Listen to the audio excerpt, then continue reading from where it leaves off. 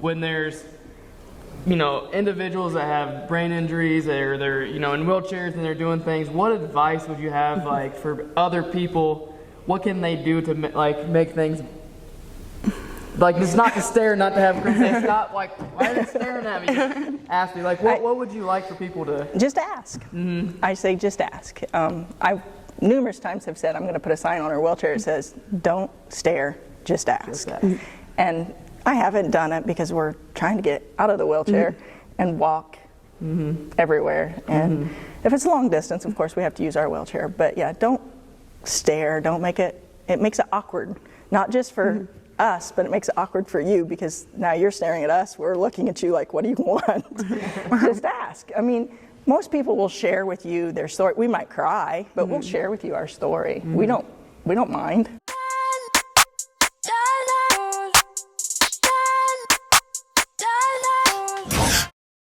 Work it all speak for itself. Grinding the sound, ain't nothing to tell. When we step on the court, we gon' bring it to light. And we stop and pop like we caught it a light. Stop asking what's wrong with me. You already know there's a dog in me. If there's no stopping my focus, man, make sure all my people gon' ball with me. Yeah, I came to compete, I'm a dog with it. Yeah, I came to compete with my paws in it. Welcome to the Compete Mentality Podcast. I'm Courtney Delks, and today we have a special episode. March is Brain Injury Awareness Month, and at CTA, many of you guys know, but many of you guys might not know that we have 2 brain injury patients that we've been working with for a little over 2 years, one for a couple months now. And today we have them on as guests. And for those of you guys who are listening to this, you guys won't be able to see, but I'm going to give you the names for those on the video. We'll get you from my right over to the left. We have Quincy Henderson, Corinne Henderson. We have Ashley Moore and King Josiah Moore who are here today. And the biggest thing that I wanted to bring them on the podcast so that we can bring awareness to brain injuries. And no brain injury is the same. They're all different. And so Corinne's story is she has a traumatic brain injury which is caused by contact. And so she was in a motorcycle accident during 2020. And Josiah had an anoxic brain injury, which is where there wasn't enough oxygen that was getting to his brain from a drowning incident. And so we have them on today to bring awareness. And at CTA, you guys know that compete means doing what God is calling you to do even when it is hard. And we really like to focus on the spirit, the mind, and the body. And there's no 2 better families that exemplify and are going through adversity right now that we want to bring awareness to. So to start out, I'm going to tell a little bit of Corinne's story. So I met Corinne when she was in high school. Her dad works for the John Deere dealership. We moved out to where CTA barn is. We needed a new tractor, and so we got one from her dad, and he delivered it out here. He said, man, this barn is awesome. I need to bring my daughter out here. So Corinne actually started as a CTA basketball client, and we grew a great relationship together. She went to play basketball at Franklin College. I had to go home. It was during 2020. I had to go home during COVID, and during that time, Corinne is very good at saving her money. She had some money saved up, and for her birthday that year, she was turning 19, she treated herself to a Harley-Davidson motorcycle. A couple days, her birthday's on June 1st, a couple days after, on June 5th, she was riding down Highway 19 in Tipton, and an impaired driver in the middle of the day pulled out right in front of Corinne. She had 8 feet to make a decision. She tried laying her bike down, which is what you're taught in motorcycle class, and she just went right into the car. She was dead at the scene. There's we can go into a lot more details. There's a lot more details we can go into about her story, but this girl was dead, and here she is sitting here laughing next to me. But her story has been one that the neurologist said that her parents need to put her into a nursing home. And look, she's sitting here laughing. She comes full time now to CTA, and their family, her mom and dad, have such strong spirits. They looked the neurologist in the eye and said, "We believe in God, and this isn't all about science." And this has been a healing journey, both physically, spiritually, mentally, and I can't wait to talk more to Corinne and Quincy about their journey. And then on my left here, we got King Josiah and Ashley Moore. So Ashley, if you wouldn't mind telling a little bit of the story of King Josiah. In May of 2021, he was involved in a non-fatal drowning, and he was in full cardiac arrest when we pulled him from the pool. He was life flighted from Marion to Riley, where they actually lost him again in the helicopter. He was given less than 5% chance of survival. They were pretty convinced he would be clinically brain dead within 4 to 6 hours. And here he is. He's continued to prove all of the doctors wrong. And we're just continuing that journey with him. He's a fighter, and he was never supposed to really have any cognitive function, wouldn't ever interact with any of his surroundings. He goes to school. He has a full workload through the week of different therapies. He can communicate through a AAC communication board. And like the Hendersons, we looked at the doctors and said, there's more here. We're not gonna go by what you say. And same thing, put him in start looking for a facility. You'll never be able to care for him at home. And that's just not the case. So for both of these stories, like we said, no one brain injury is the same. They're all different. What advice, we have many listeners that are listening, and there could be somebody who's listening right now who they just had their child have a brain injury.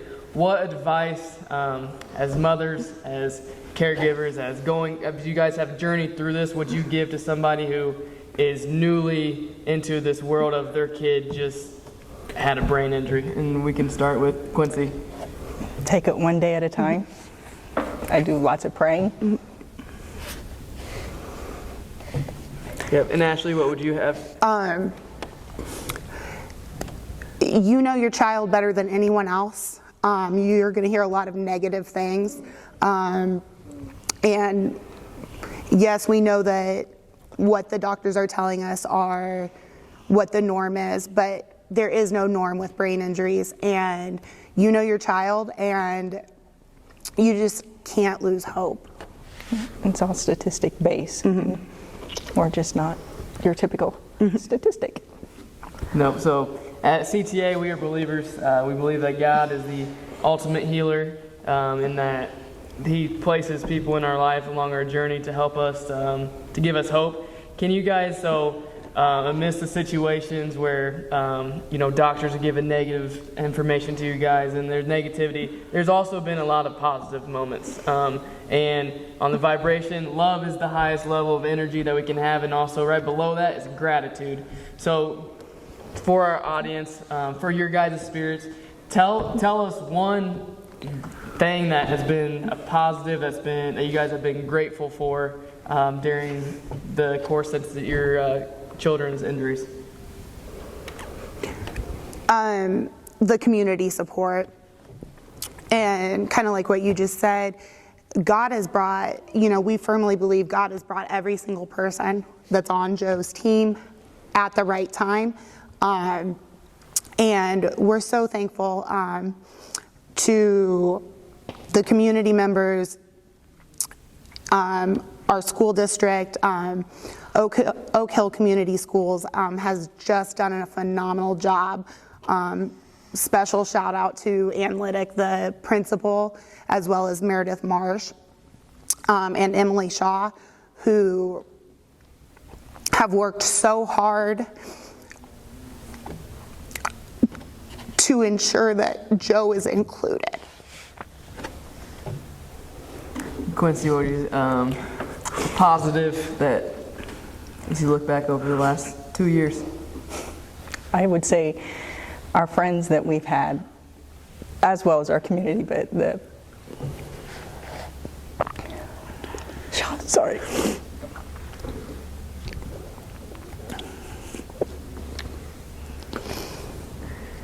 Money has been a huge impact on my life. Thanks, Corinne. You've impacted my life too.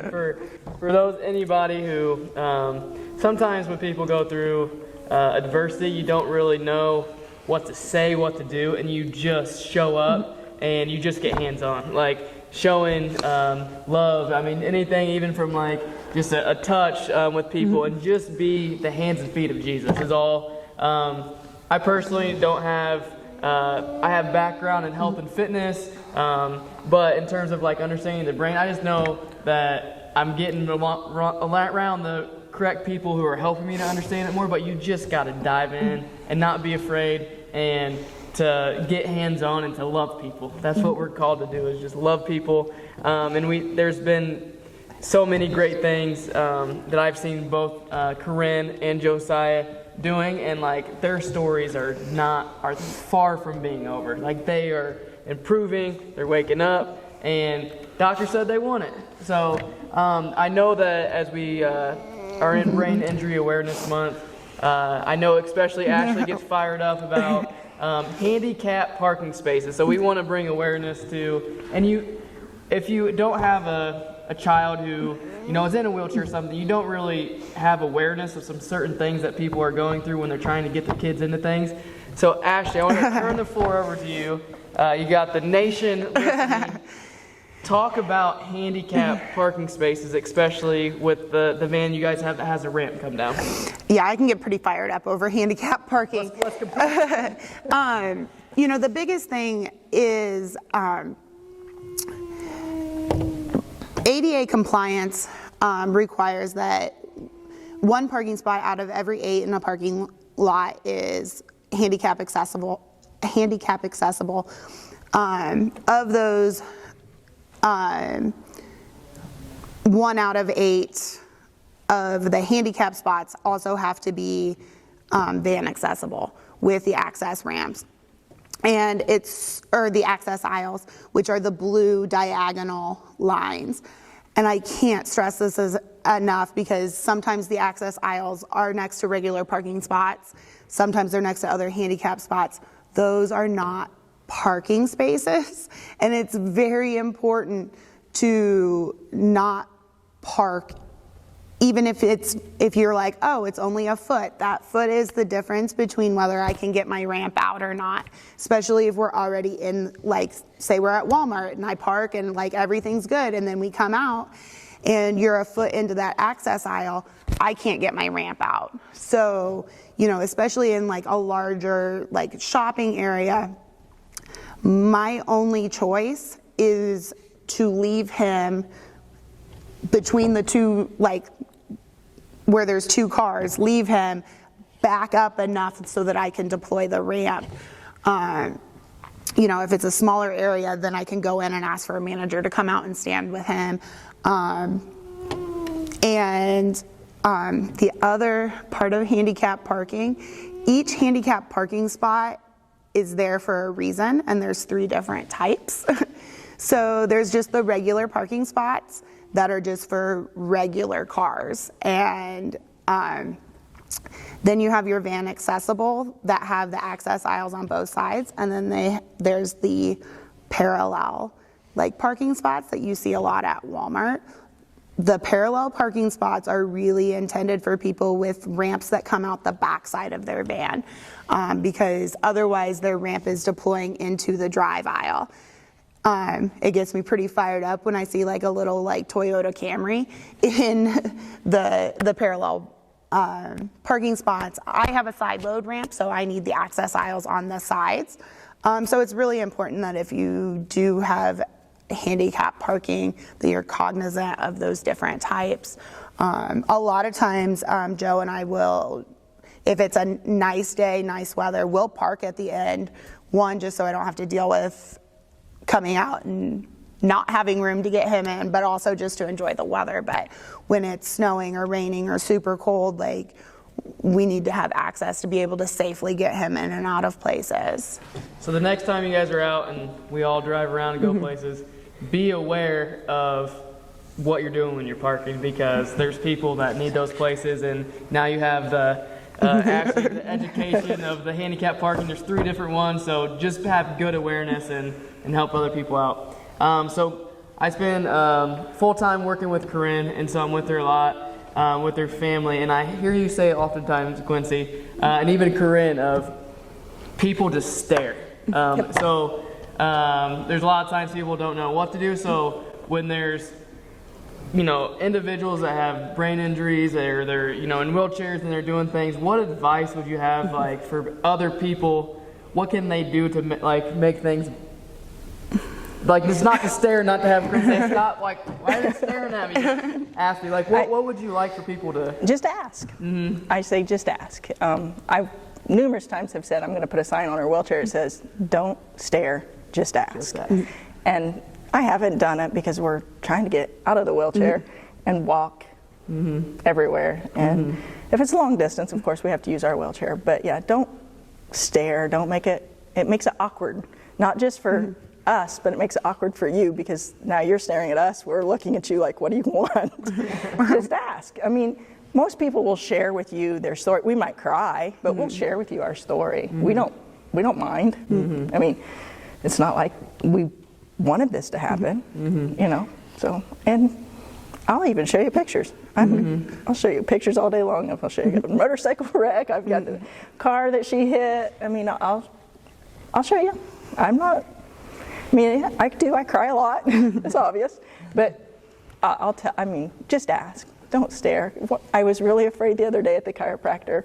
She's doing her, her little movements in her chair, and there's 2 little girls, and they're just like this. And I seriously thought Corinne was going to go boom. I'm over here going, God, please don't let Corinne do that to these little girls. It's going to torture them. And then Corinne leans over and she goes, why are they staring? I said, they're little girls. They just don't understand why you're in a chair and you are young. They don't know. I'm not going to tell those little girls the story. I'm not going to traumatize the little girls. But if the parents would have asked, I would have told, which I've shared with numerous people there who open the door for us, and they'll be like, so you guys come here a lot? Like, yeah, she was in a motorcycle wreck. And then as soon as I say motorcycle wreck, they're like, she was in a motorcycle wreck? So then I have to tell them the story, which I'm fine with.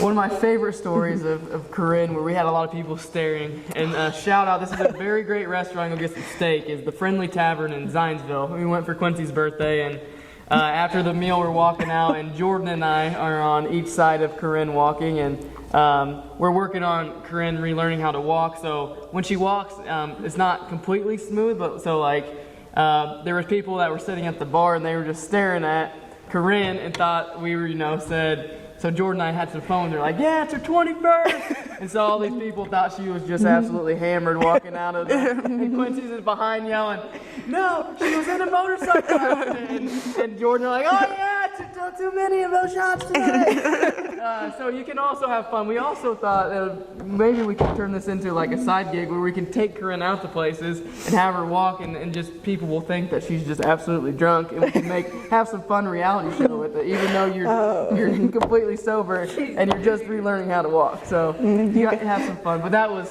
there was a lot of people staring that night. Oh my goodness. Staring and pointing. Whether they know that you had a brain injury or maybe they thought you were just I don't know. We don't know what those people thought. But don't stare, just ask. They should have just asked us. But Friendly Tavern has one of the best plays around. So good date night. As parents, so this is a very traumatic thing for you guys to go through. What advice would you give to other moms that you wish somebody would, when you guys were first getting into caretaking for your children? What advice do you have for other moms that are in the situation that you guys are in? Everybody's journey is different, and what works for one doesn't necessarily work for another, and you just have to do your own research, and you know your child better than anyone else. And there have been treatments that I've said, nope, we're not doing that because I didn't feel it was right. And then there's been treatments that we've went with that other people didn't feel was right for their kids. You just got to trust your gut and do your own research. Do your own research, and don't hesitate to ask for help. Yes, I'm a nurse, and I have lots of nursing friends. I have one that I swear she should be a doctor. I call her for everything. If it's I don't trust this med, or I don't know enough about this. What is your opinion? She'll give it to me. And if she doesn't know, she's calling somebody. She's calling her resources.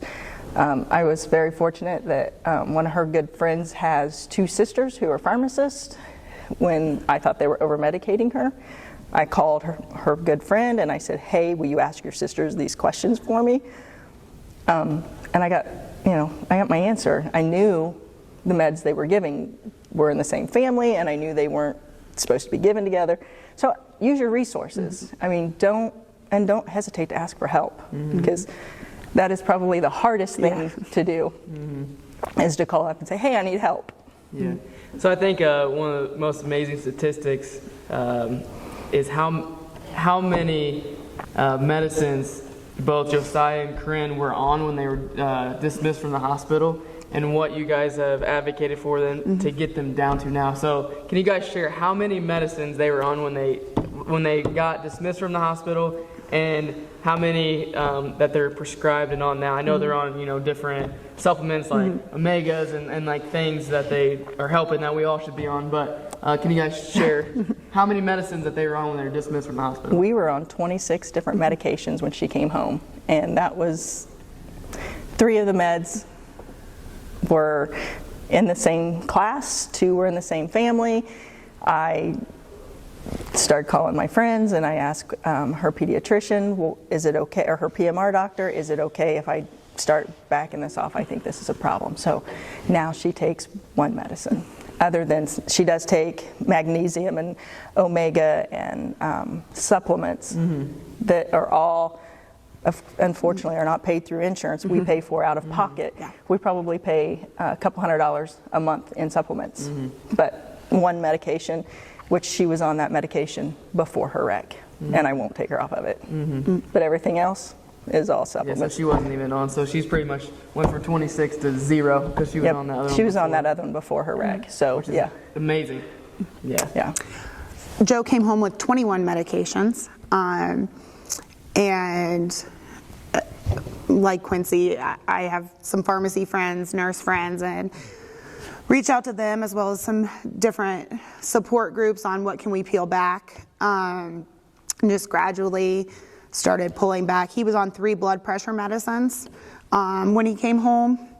Now he is on 2 medications. Both of them are to help with the tone and spasticity. And then he also takes omega and then a high dose of vitamin C. But 2 prescribed medications down from 21, and he was just recently taken off of all blood pressure medicines, which they said he would be on for the rest of his life. So, but we're not saying take your kid, if your kid is on medicine, we are not saying take your kid off medication, because that is not what I'm telling you. No. By any means. I just think that you Be an advocate. Be an advocate for your person, because I'm telling you, I thought when she, at one of our stops, I thought they were going to kill her. And I even told my husband, I said, we got to get her out of here. They're going to kill her. And he says, oh, and I said, okay, you go tomorrow, because unfortunately it was during COVID, we couldn't be there. So he went the next day, and they talked him into letting her stay for 5 more days. And I said, you're never going back. You're never going back again. Those 5 days, I'm going, and we're coming home, so be ready.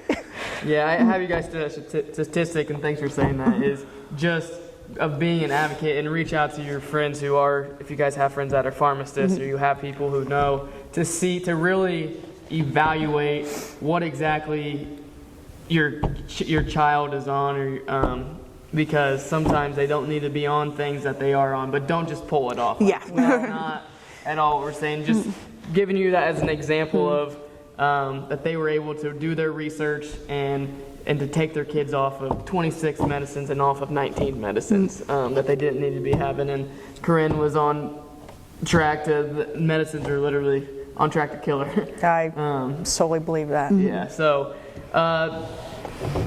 let's see, where are we going to go next? So during Corinne's accident, it was COVID. Can you share, because I think a lot of people don't understand, like, you guys were not even allowed to be there with her. What you guys did every single day while she was in her coma and you guys could not see her. What the journey you guys went through in 2020 when her accident happened. We would go to the hospital and wait in the parking garage, because if she had surgery, we could see her before. Sorry. It's okay. And after, we could see her after. But we were just like, okay, we an hour away from home, let's take the, let's go down there. But when we knew she was done with all of her surgeries, we did stay home. Probably 3 or 4 days of that time we'd stay home, and we called the nurse every 4 hours to get an update. Okay, where's she at now? What's her pressures? We would keep a journal of everything, and we had one of her nurses, who's our absolute favorite, Sammy.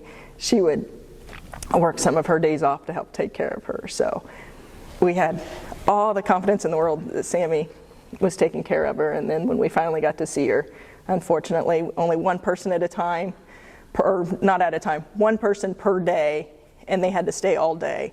You couldn't leave. So Craig and I would go together, and yes, we broke the rules. We were both up there because it's your kid. You do what you have to, and we did. We were, one would wait in the lobby while the other one was in the room, and they would come and give us updates and stuff, because you do what you have to do for your kid, and I would do it all over again, because I believe that COVID has really ruined some people's lives, as in family touch is so important. Family voice is very important, and being able to talk to them. They can hear you. They might not be responding. They can hear you, and I think that's very important. So we would both go, but it was miserable. FaceTiming I've got pictures of us FaceTiming with the nurse and showing us pictures, and it was hard, and it's just hard to even think about. So with the brain injuries, as I've began working with brain injury patients, it's been brought to my awareness of the system is set up. It's no wonder that people don't get better, because insurance runs out eventually on being able to get care, and the financial strain that is put on families. Can you guys, we have a few more minutes here, each of you take a minute just to explain the financial burden and what does insurance cover, what do they not cover, because you guys also are having to advocate to find care for your children. That's a tough question to answer, because it's hard telling what they'll cover and what they don't. Sometimes you think there's no way something's going to be covered, and they approve it in 4 hours. Sometimes it's a necessary treatment, and it gets denied 4 times, and you have to advocate. I am still in a situation where I set 1 day aside every week, and that's insurance and doctor's day, and I'm usually on the phone for a couple of hours with insurance. He is allowed PT, OT, and speech through his insurance. However, he only has a few sessions that are approved at a time. Once those, it's usually 12, which is 3 months worth, which is only 1 day a week for therapy. And when that 3 months is up, I'm back on the phone with insurance. The doctor has to call, the therapists have to call and advocate for him, just to get 45 minutes of PT. So we've had to really rely on our resources in the community, and finding local people that can help supplement what really should be covered by insurance. Even medications, sometimes they cover them, sometimes they don't. Sometimes what the doctor wants, they want to go a cheaper route with something that's close-ish. You just really never know, and there's a lot of out-of-pocket expenses, but at the end of the day, it's your child, and you're going to do whatever you need to do to ensure that they're successful. And Quincy, you guys are coming up on 3-year anniversary of 3 years out from the accident, of what doctor said that Corinne should not be almost getting ready to take her first steps and walk on her own and to do the things she's doing. So tell me about your guys' financial burdens and the experience you guys have had. 1 day a week of PT, I think Corinne was doing 2 days a week. It's just not possible. They're not. That's absurd. You're not going to get better. You've got to be doing it every day. It's no different than, Training to be a athlete. To be an athlete, or if you're trying to lose that 50 pounds, you're not going to get a degree and study. Yeah, I mean, it's just, it doesn't work that way. You've got to do it every day. And I mean, if it wasn't for you and your foundation, I mean, there's no way she would be where she's at. I quit my job to make sure I get her back on her feet. So.